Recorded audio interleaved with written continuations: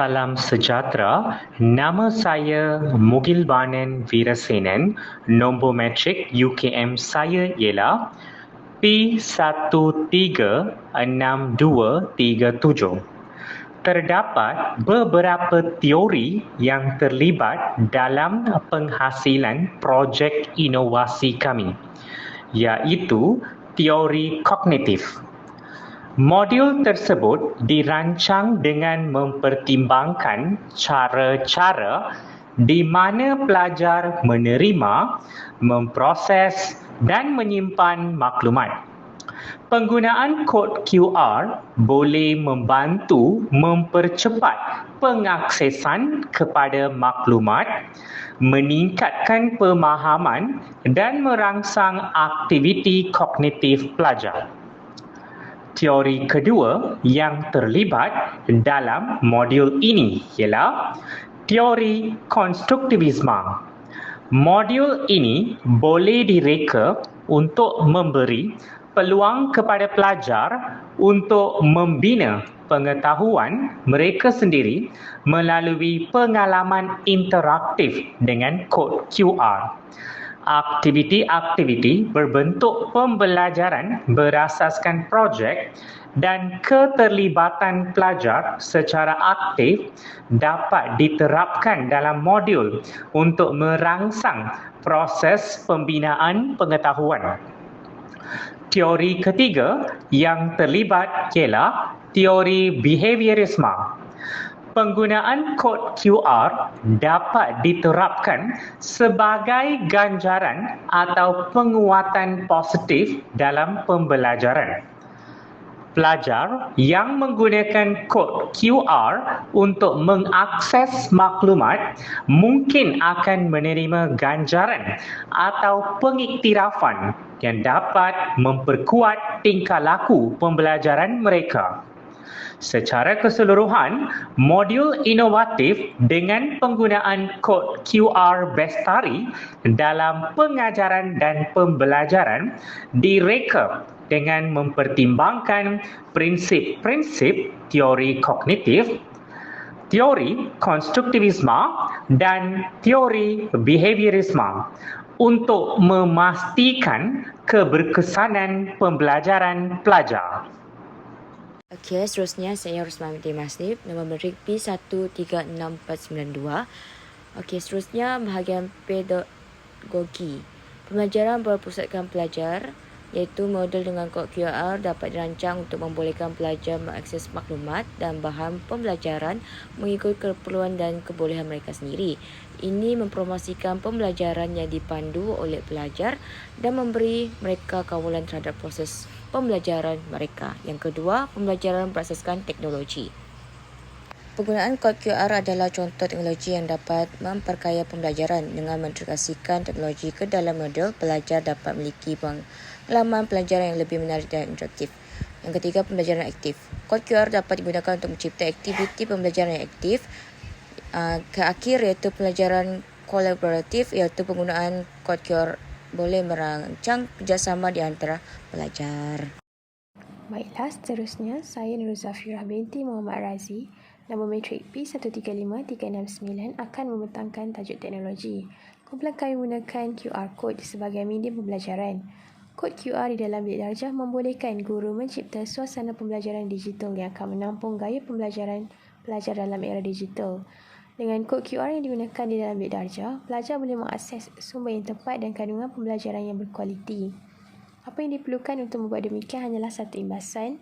Selain itu, memasukkan kod QR di dalam bilik darjah membawa kemudahan kepada guru kerana ini memudahkan beban kerja harian mereka. Modul QR Code Bestari dicetak dalam beberapa helai kertas bersaiz A5 bagi memudahkan pelajar untuk membawanya ke mana sahaja kerana saiznya lebih kecil berbanding kertas A4. Untuk menghasilkan QR Code pula, guru perlu memuat turun aplikasi QR Code Generator dan Creator serta Microsoft Excel.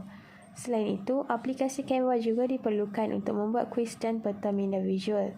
Cara penggunaan inovasi, yang pertama, pelajar perlu memuat turun aplikasi QR Code Scanner untuk mengakses kandungan yang terdapat dalam kod QR modul.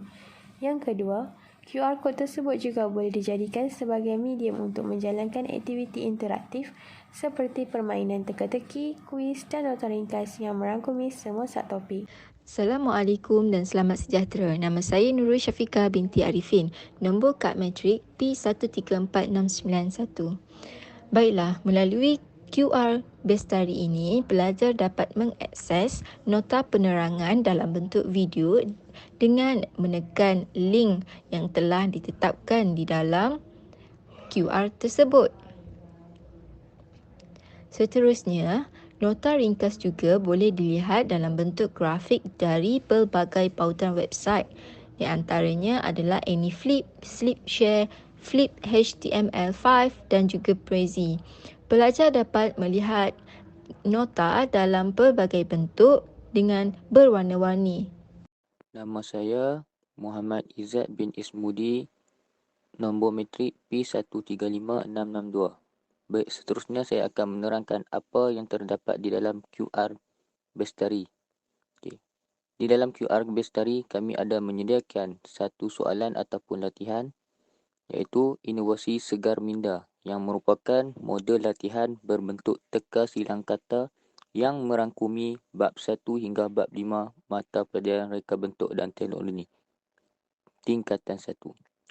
Model ini bukan sahaja boleh digunakan untuk murid tingkatan 1, tetapi juga untuk murid tingkatan 2 dan tingkatan 3 sebagai ulang kaji bagi menghadapi pentaksiran. Latihan yang dikemukakan boleh membantu murid untuk menjawab soalan RBT bahagian A dan bahagian B. Soalan yang dikemukakan adalah merangkumi semua topik dalam tingkatan 1. Setiap topik mengandungi 10 soalan. Soalan yang berbentuk teka silang kata membuatkan murid lebih seronok untuk menjawab, di samping panduan huruf yang ada memudahkan murid untuk menjawab soalan seterusnya. Di sini kami letakkan muka hadapan pada modul ini dengan QR code bagi memaparkan keseluruhan modul. Manakala pada muka hadapan setiap soalan diletakkan di penjuru kanan di atas, iaitu QR, bagi memaparkan jawapan apabila selesai menjawab. Inovasi ini adalah idea baru dan lain daripada kebiasaan pendekatan yang berbentuk buku soal jawab. Assalamualaikum warahmatullahi wabarakatuh. Nama saya Ainul Sofia binti Abdul Nasir, nombor matrik P135424. Okey, saya akan menerangkan inovasi yang terlibat dalam pengajaran untuk subjek reka bentuk dan teknologi, iaitu gamifikasi dan juga QR code. Okey, untuk istilah gamifikasi, G 2013 menyatakan bahawa implikasi gamifikasi dalam pendidikan dapat meningkatkan kemahiran penyelesaian masalah, meningkatkan motivasi dan sosialisasi. Okey, seterusnya aktiviti gamifikasi ini akan dilakukan selepas tamatnya proses pembelajaran, iaitu selepas guru menerangkan dan murid menanyakan soalan kepada guru. Okey, selepas semua tu selesai, guru akan menayangkan satu gambar. Di dalam gambar itu ada satu QR code. Dan QR code ini akan membawa kepada satu aplikasi permainan. Apabila murid-murid telah scan gambar QR tersebut, murid akan dibawa kepada satu apps, iaitu dinamakan EduCandy. Dalam apps ni terdapat 4 jenis pairs game. Murid dibenarkan memilih salah satu games yang diberikan dan kemudian murid-murid perlu menjawablah soalan-soalan di dalam game tersebut. Game yang pertama ialah game multiple choice. Dalam game ini murid perlu menjawab jawapan yang betul untuk soalan yang diajukan.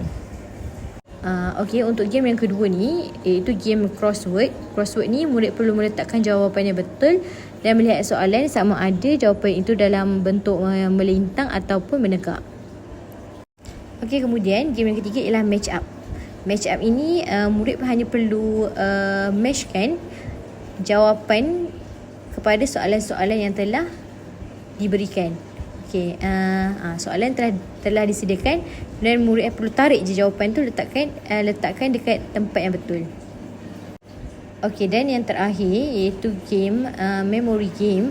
Memory game ni murid perlu buka 2 kad, dan kalau kad tu betul, soalan dan jawapan betul, kad tu akan stay macam tu. Kalau jawapannya salah, kita kena cuba lagi sampailah kita dapat jawapan yang betul. Kiranya dalam gamifikasi ini, murid boleh memilih 4 game yang mereka suka